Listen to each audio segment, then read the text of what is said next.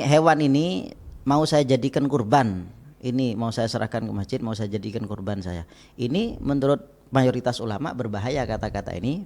Maksudnya berbahaya itu kurbannya jadi kurban wajib gitu. Karena kata-katanya tadi, mau tidak mau dia harus berkurban dengan hewan itu. Berarti kalau misalkan Ustaz, kurban diniati hamba Allah. Itu gimana itu? Enggak tahu kan. Saya pernah di salah satu majelis di masyarakat itu katanya enggak boleh di atas namakan Ustaz, biar enggak riak Ustaz. Nah gitu.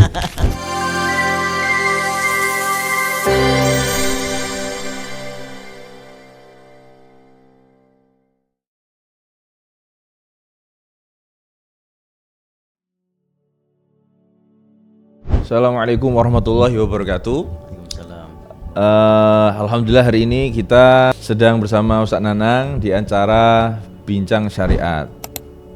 Kebetulan saya baru saja masuk di acara ini dan alhamdulillah kita bisa membahas yang berdekatan dengan hari-hari ini, yaitu Idul Adha atau fikih kurban, bedah kupas tuntas fikih kurban. Sama guru kita Ustaz Nanang. Kaifa Ustaz? Khair ya? Alhamdulillah khair. Ini ada pertanyaan Ustaz dari masyarakat ini yang sering kita temui di fenomena masyarakat.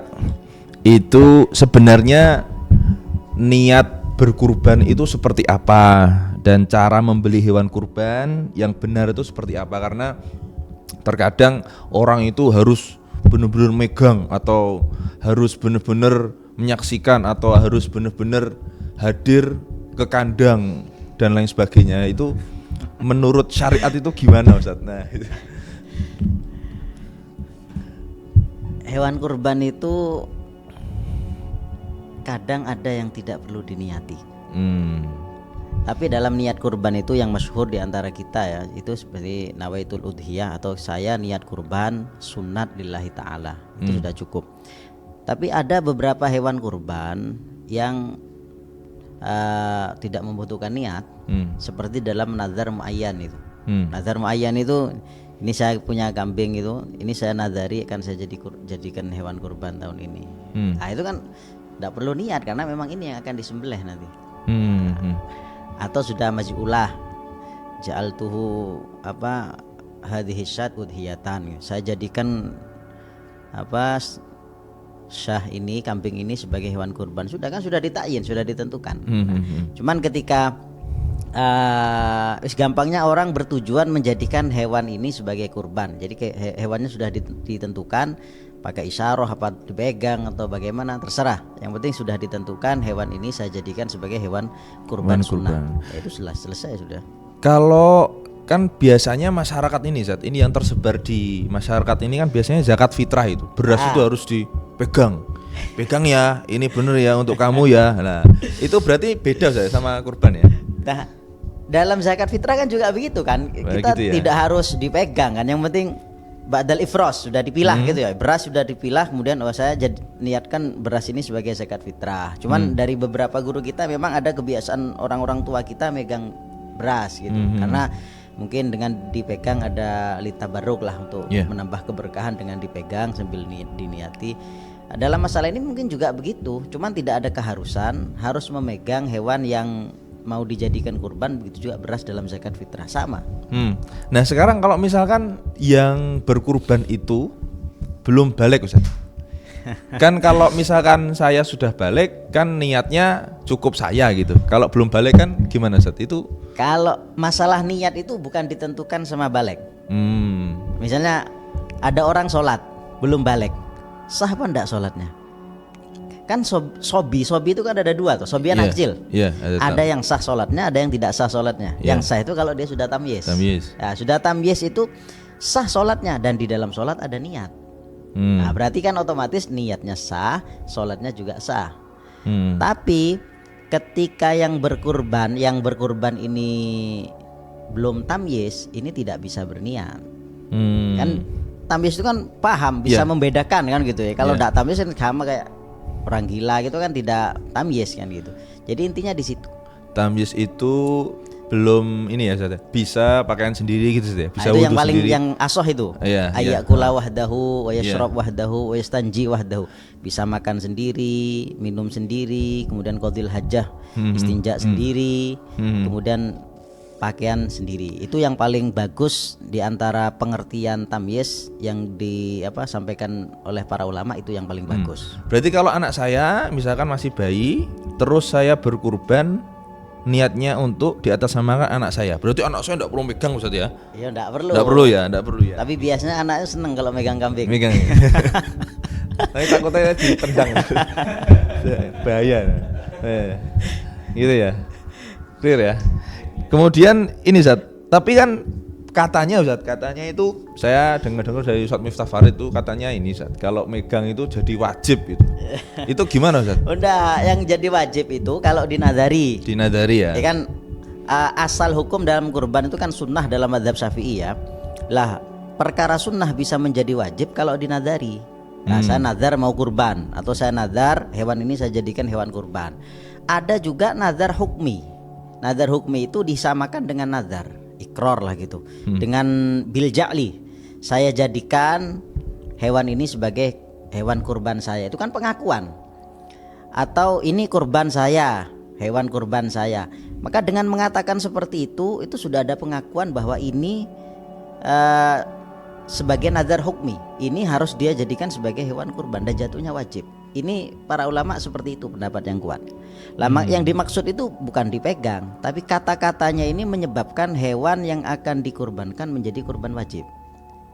Karena nazar itu ada yang langsung hakikotan, ya, saya nazar. Ada yang memang bukan hakikotan, hukman. Nah, seperti tadi, hewan ini mau saya jadikan kurban. Ini mau saya serahkan ke masjid, mau saya jadikan kurban saya.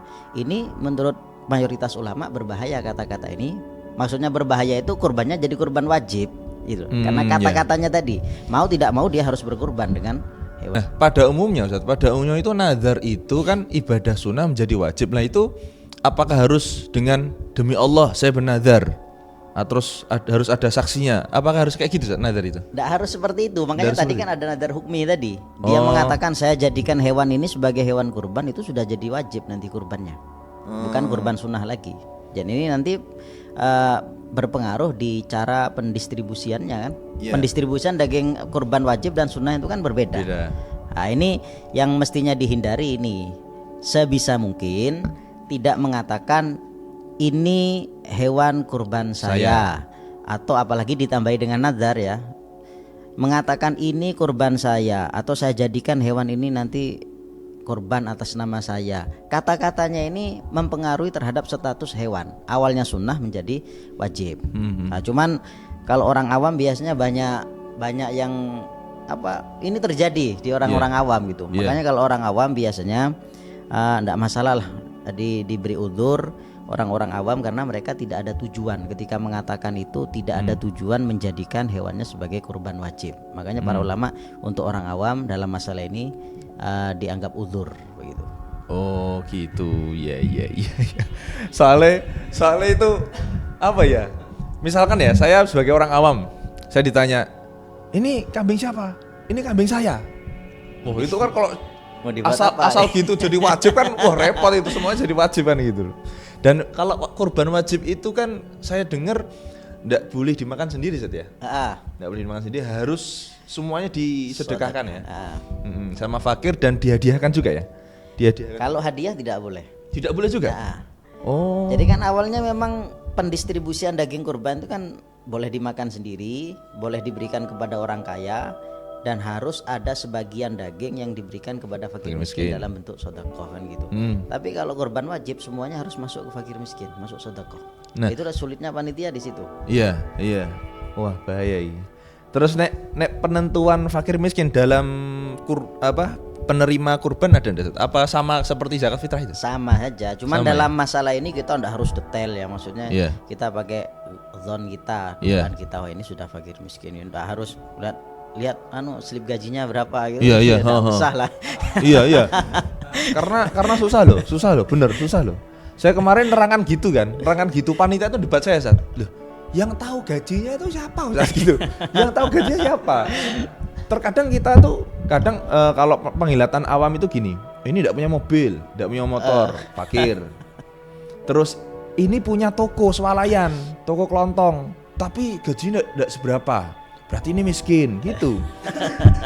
Terus kadang Ustaz, lucunya gini, wah Masya Allah, karena memang bukannya kita membahas di luar kurbannya. Zakat fitrah sama kurban itu kan hampir sama ya untuk pembagiannya itu loh.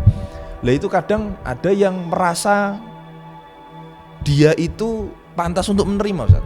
Jadi dia bahasa kasarnya itu dia tuh kayak ngaku jadi miskin gitu loh. Saya kok enggak dapat, saya jatahnya. Saya harus dapat gitu lah. Itu gimana Ustaz itu? Kalau korban lebih longgar. Lebih longgar ya? Karena korban itu tidak penerima tidak diharuskan fakir miskin. Kecuali tadi korban wajib.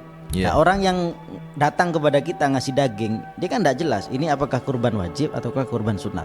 Sedangkan kalau zakat fitrah sudah dipastikan itu adalah fakir miskin, harus fakir miskin gitu. Jadi kalau kita saya bukan fakir miskin, maka kita harus menolak gitu. Tapi ketika dalam korban, ya buat apa kita menolak? Wong korban ini bukan khusus untuk fakir miskin kecuali korban wajib. Jadi bedanya di situ. Dan keberkahannya besar. Kita harus. Nah, sekarang ada gini Ustaz, ada yang ngarani Ustaz. Kalau bahasa Jawa itu ngarani. Ngarani itu apa Indonesianya? Apa? Ngarani itu gini. Jadi misalnya menganggap gini. apa? Jadi enggak gini, jadi gini. Pak, ini nanti das kambingnya itu nanti diantarkan semuanya ke saya ya. Sama orang yang berkorban. Sama orang lain. Kadang atas nama yang di atas namakan, kadang yang panitianya. Oh gitu. Panitia ini aja. Ini nanti kulitnya diantar ke saya. Nah, apakah ini permintaan ini masuk ke pembagian yang dihadiahkan atau gimana?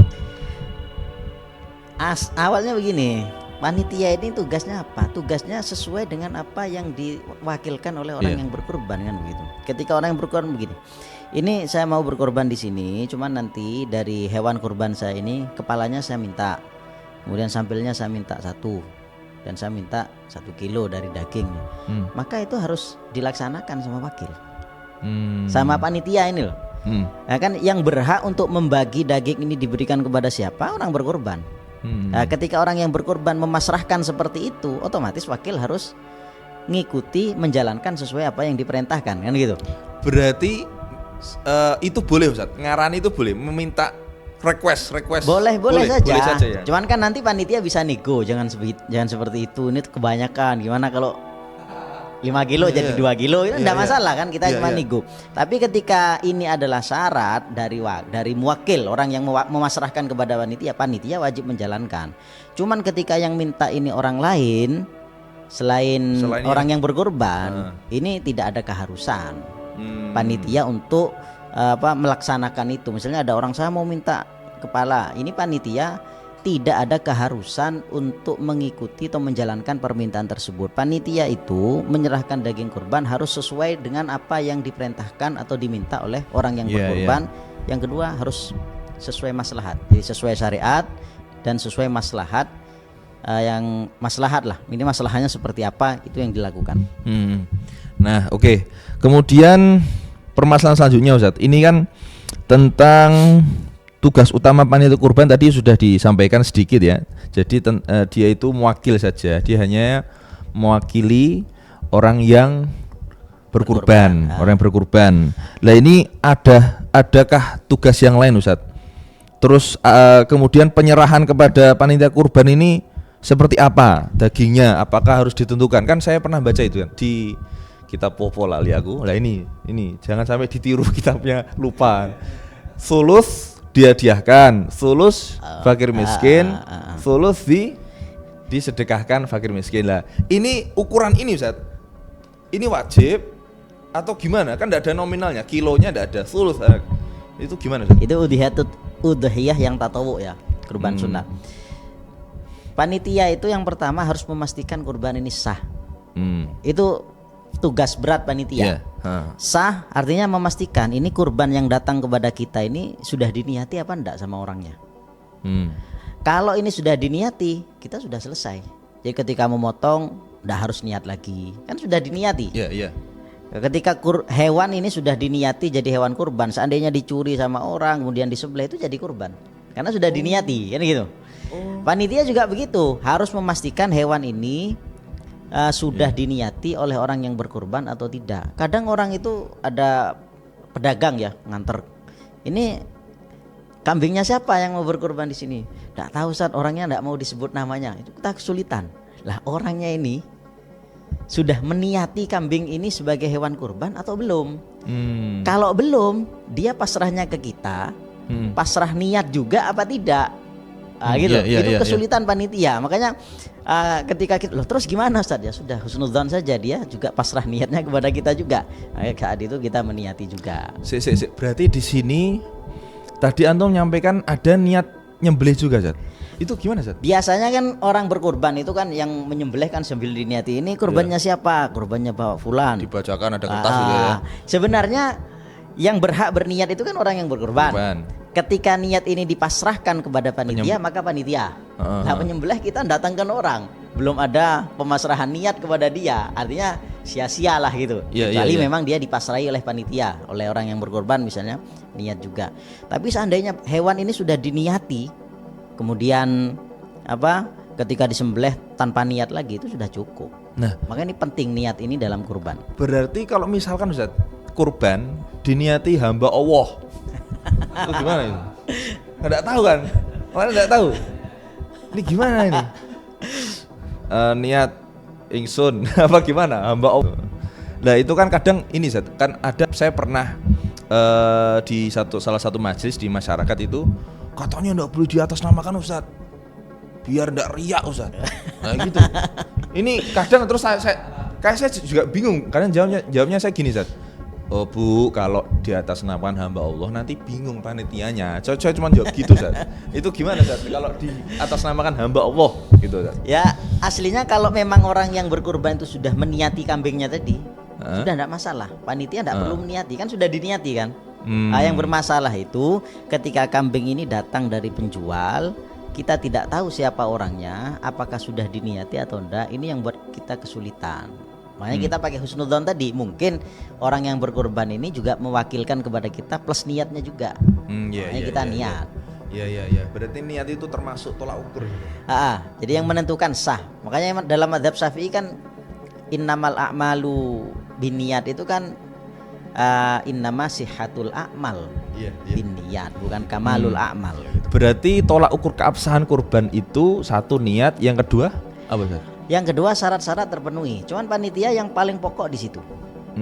Yang paling, kalau yang lain kan masyhur ya, sembelihannya harus benar, tidak ada aibnya. Dan itu kan syarat-syarat secara umum. Cuman yang sering terlupakan di sini di panitia ini. Kadang hewan itu belum diniati sudah disembelih. Itu yang sering terlewatkan itu. Kok saya jadi tidak percaya sama panitia ya? Lama-lama saya tidak percaya sama panitia. Saya juga pernah kemarin. Pokoknya ini pengalaman terus. Ketika ibu-ibu kemarin, Ustaz saya tuh ngaji kok lama-kelamaan kok enggak percaya sama panitia. Kalau misalkan disembelih sendiri, boleh Bu, boleh gitu, tak bilang gitu. Lah, misalkan Ustaz, panitia yang tidak ngaji seperti ini, kemudian penanggulannya ternyata tidak sesuai syariat. Lah itu apakah ada rukhsah untuk biar dikatakan sah itu? Itu gimana Ustaz? Nah, panitia itu tetap antara wakil dan wakil gitu ya. Ternyata ada kekeliruan gitu. Kekeliruan gampangnya begini. Panitia dipasrai hewan kurban. Ini hewan tolong disembelih. Terjadi kesalahan. Kalau kesalahan ini disebabkan karena kesembronoan panitia, maka dia harus mengganti kan gitu. Kan wakil itu amin. Amin itu kan tidak mengganti ketika terjadi masalah kecuali dengan sebab taksir sembrono yang disebabkan oleh dia. Misalnya begini. Ini ada hewan kurban, dagingnya misalnya kurban wajib atau kurban sunat lah gitu. Ternyata ini daging diberikan kepada orang yang kaya saja, tidak ada fakir miskin sama sekali yang dapat. Ini keteledoran panitia, maka panitia harus mengganti. Karena termasuk tolak ukur keabsahan kurban itu diterimanya fakir miskin. Bukan begitu, kewajiban di dalam pembagian daging kurban harus ada sedikit daging yang masuk kepada fakir miskin. Ini panitia walaupun satu kresek Ustaz. Meskipun sedikit ya, enggak harus satu kresek. Jadi kit'ah yasiroh, sedikit saja, yang penting harus daging. itu harus masuk kepada fakir miskin, sisanya mau dimakan sendiri, boleh. Sekarang ini kadang begini, panitia itu setelah ya kami kurang cocok, makanya tidak kita praktekkan di sini. Jadi setelah disembelih, dikuliti, dikeluarkan dalamnya, kemudian daging dipotong-potong, dikumpulkan jadi satu. Nah, dicampurkan. Dicampur. Kan? Ini kan rawannya khawatir dari satu kambing milik orang tertentu tidak ada yang tersalurkan ke fakir miskin. Fakir miskin. Yeah. Lah itu sebenarnya harus jadi perhatian panitia. Jadi paling tidak panitia itu memastikan dari setiap kambing ada daging yang masuk ke fakir miskin, sehingga sisanya ini bebas, mau diberikan kepada orang kaya, bebas. Iya. Artinya ini harus berhati-hati di situ. Dan itu terjadi di jutaan masjid di Indonesia. Setelah sembelih jadikan satu semua. Kadang alasannya gini masyarakat. Ben roto saya. Ben rata, gitu. Zakat fitrah juga gitu, zakat fitrah gitu. Jadi ada orang itu nganterin beras ke masjid, itu sudah diukur sendiri dari rumah, dicampur jadi satu. Lah itu. Kalau yang kita praktekkan enggak begitu. Kalau di sini jadi setiap kambing yang disembelih kemudian dikuliti, itu sebelum dipotong-potong kita ambil sedikit. Kita pilah setiap kambing, kita ambil sedikit. Tujuannya apa? Kita untuk memastikan saja supaya setiap sedikit yang kita ambil ini kita bisa berikan kepada fakir miskin, sehingga dari setiap hewan yang disembelih ada sebagian daging yang sudah dipastikan masuk ke fakir miskin, gitu ya. Maka ketika tidak ada, nanti panitia sudah dipastikan misalnya ini tidak ada sedikit pun daging yang masuk ke fakir miskin, maka nanti harus mengganti kan gitu. Dan yang sedikit ini harus fakir miskin fi mahallit tadhiyah, di tempat disembelihnya hewan, wilayahnya. Makanya kalau ada hewan kurban diserahkan di luar tempat disembelihnya hewan itu enggak masalah sebenarnya. Yang penting ada daging wajibnya ini yang diserahkan di dalam. Kalau korban wajib harus di dalam semua. Kayak zakat fitrah itu loh. Zakat fitrah kan enggak boleh keluar kemana-mana kan, harus di tempat dia berada kan gitu. Nah, ukuran wilayahnya sendiri itu gimana, Ustaz? Itu beda-beda para ulama. Jadi kalau bahasa kitab ya menggunakan kata-kata al-balad. Al-balad. Balad itu macam-macam ya, bisa satu komplek, bisa satu kelurahan. Padahal balad sendiri itu kalau makna secara umum kan negara kan gitu. Negara. Kayak seperti baladul Jumat itu kan tempat yang ditempati sholat Jumat itu kan beda-beda, satu komplek, beda satu dusun, bisa saja satu desa. Iya. Wah, ini kalau sholat Jumat saya tanyanya lebih lebar lagi. Nanti tidak jadi kurban sih kita. Oke. Clear ya. Kemudian ya intinya teman-teman semuanya, salah satu keabsahan ya, tolak ukur keabsahan kurban itu satu tadi niat yang sudah disampaikan beliau. Yang kedua adalah sudah nyampe ke tangan fakir miskin walaupun sedikit gitu ya. Tapi itu kalau korban sunat itu ya. Korban sunat kalau ya. Korban wajib semuanya, kulit-kulitnya. Tapi insya Allah Zat, itu insya Allah ya, kalau terjadi di masyarakat itu mayoritas sunnah Zat ya. Rata-rata sunnah. Terus Zat, yang selanjutnya Zat, supaya kurban kita diterima Allah. Lah ini menurut saya ya, kalau diterima Allah apa ndaknya, itu hak prerogatifnya Allah. Kita ndak bisa ngukur gitu loh. Menurut saya loh Zat ya, menurut saya misalkan ada satu ibadah, itu kan bisa dilihat sah atau tidaknya menurut fikih. Terus afdol apa ndaknya, kan ada sah ada afdol ya. Yang ketiga diterima apa ndaknya, tergantung Allah, kita ndak bisa kan gitu. Lah, apakah ini Ustaz, ada yang misalkan kurban itu secara syariat tidak sah tapi diterima Allah, apakah ada? Ada saja. Ada saja ya? Ada saja. Karena begini kan, kalau ketentuan kalau tidak sesuai syariat pasti tidak diterima. Karena sudah tidak sesuai. Yang sesuai syariat maksudnya secara fikih ya. Itu ada yang diterima, ada yang tidak. Makanya Imam Haddad itu dalam kitabnya kan ada manja abil hasanati falahu asyru amsalihah. Syarat mendapatkan asyru amsalihah itu harus al-maji' bil hasanah. Orang itu kadang datang kepada Allah tidak membawa hasanah. Makanya Imam Haddad mengatakan tidak semua amal yang dilakukan oleh orang itu akan dibawa dia nanti ke hadapan Allah. Terkadang tidak dia bawa. Ya karena itu penyebabnya karena diikhlas. Iya. Jadi kalau kita mengamalkan itu harus ikhlas.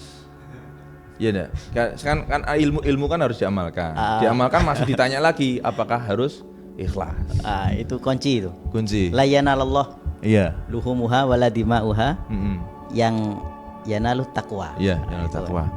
Terus ini Ustaz, ini terakhir, mungkin terakhir sudah 2 jam Ustaz. Ini Ustaz. Kita ini di masyarakat ini lebih sering menemukan yang tidak sesuai syariat. Meskipun saya tidak suudzon loh ya. Maksudnya gini, tidak hanya kurban lah, semua sholat, ibadah apapun Ustaz, kan sudah terlanjur, kita kan tidak tahu. Lah ini apakah ada dimakfu atau gimana Ustaz? Apakah tetap sah karena ketidaktahuan dia? Apakah ada tolak ukur ketidaktahuan yang masih ditoleran sama syariat sehingga menjadi ya enggak apa-apa? Ataukah enggak apa-apa karena sudah terlanjur? Itu gimana Ustaz? Menurut antum Ustaz? Saya lebih tertarik kepada ini kalau masalah ini. Kalau kita mau menasehati, maka tidak sesuai ya dengan beberapa yang utama itu kita perlu turun tangan. Maksudnya kita perlu untuk menasihati ketika kita mampu. Cuman kalau sampai ingkar, ini salah, ini tidak sesuai, itu kan ada batasnya. Selama itu mukhtalaf fiqh kan tidak boleh kita mengingkari. Saya tidak paham Ustaz. Saya sebagai awam tidak paham Ustaz. Gimana? Artinya begini, ada beberapa tindakan-tindakan yang dilakukan oleh panitia. Mungkin ini menurut pendapat yang muktamad lah. Ini tidak sesuai. Tapi kan ada beberapa pendapat yang tidak muktamad yang memperbolehkan, atau mungkin di luar mazhab Syafi'i memperbolehkan. Kita dalam masalah ini karena belum disepakati tentang ketidakbolehannya antara para ulama, ini kita tidak boleh mengingkari. Jadi kita ya sudah biarkan saja. Mungkin dia mengikuti pendapat-pendapat yang memperbolehkan dan lain sebagainya. Kan itu layung karul mukhtalaf kan gitu.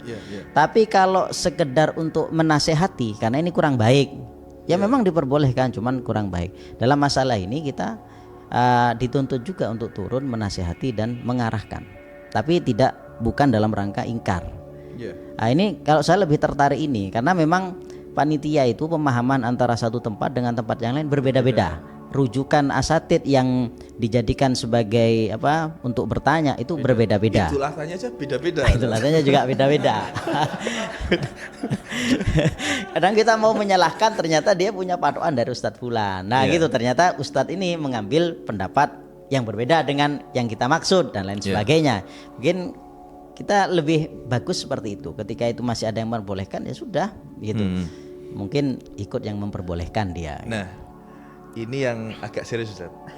Misalkan Ustaz, kita yang paham akan mazhab Syafi'i, menurut mazhab Syafi'i seperti ini, tapi kita mengambil mazhab yang lain Ustaz. Apakah itu termasuk talfek Ustaz? Nah, gitu. Talfek itu mencampur aduk dua mazhab di dalam satu qadhiyah. Sehingga memunculkan satu natijah hukum yang tidak diakui oleh masing-masing dua mazhab. Misalnya dalam separuh dalam satu permasalahan ya, misalnya dalam masalah ini kita mengikuti Imam Syafi'i. Contoh separuh yang lain kurban atas orang meninggal, contoh kalau kurban untuk orang meninggal kan dalam Syafi'i memang diperselisihkan kan, ada yang mengatakan boleh, ada yang tidak. Kalau dalam satu mazhab belum talfek. Kalau sudah beda mazhab itu talfek. Talfek itu mencampur dua mazhab di dalam satu qadhiyah. Artinya satu amalan lah gitu. Dan talfek ini tidak diperbolehkan ketika masing-masing mazhab tidak mengakui.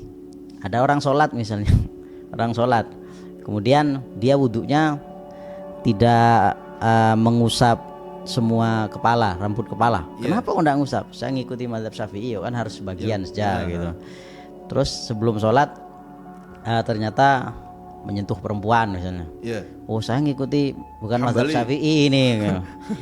Kemudian dia sholat. Kira-kira sholat ini diakui sah apa tidak oleh Syafi'i? Tidak sah. Kenapa? Karena wudhunya sudah batal. Oleh mazhab yang satunya tidak sah juga, karena wudhunya tidak sesuai wudhu saya. Itu. Jadi itu yang talfek yang tidak diperbolehkan. Jadi mencampur dua mazhab dalam satu amalan, yang amalan ini natijahnya tidak diakui oleh masing-masing mazhab. Imam Syafi'i tidak mengakui, Imam Maliki tidak mengakui, karena sholat ini tidak sah menurut saya Syafi'i. Kenapa? Ya karena dia menyentuh perempuan. Karena sudah batal. Gitu ya. Menurut Maliki, saya juga tidak mengakui sah. Kenapa? Ya karena dia wudhunya tidak sesuai rukun di madhab saya, kan begitu. Akhirnya sholatnya bagaimana? Sholatnya tidak sah. Berarti kalau misalkan saya misalkan belajar sama antum-antum ini kan kurban atas nama orang sudah meninggal itu tidak boleh kalau tidak ada wasiat. Terus tidak ada wasiat nih Zat, misalkan saya ngikut menurutnya Imam Abu Hasan Al-Abadi yang di bukunya itu Hambali atau Hanafi itu yang memperbolehkan. Nah itu berarti tidak talfik Zat? Dalam Syafi'i juga masih ada yang memperbolehkan. Masih ada yang memperbolehkan.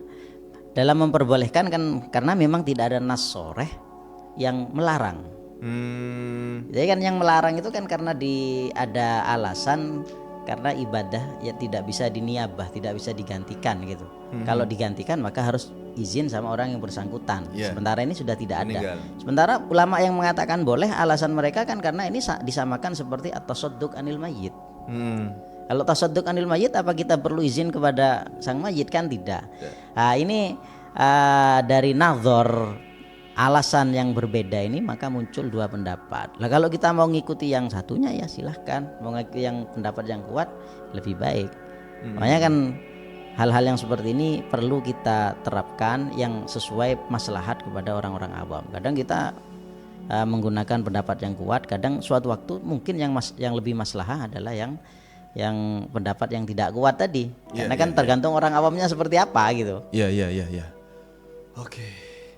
Alhamdulillah sudah jelas ya. Jadi intinya seperti itu.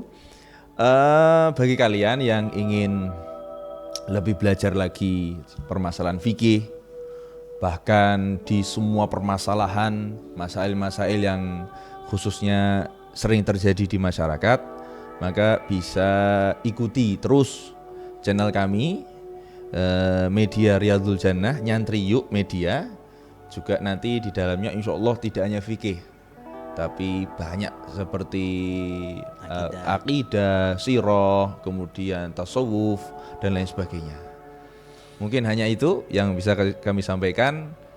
Kita harusnya kalau sudah seperti ini merasa kosong lagi, tetap terus belajar, subscribe, like and share. Syukran. Wassalamualaikum warahmatullahi wabarakatuh. Waalaikumsalam warahmatullahi wabarakatuh.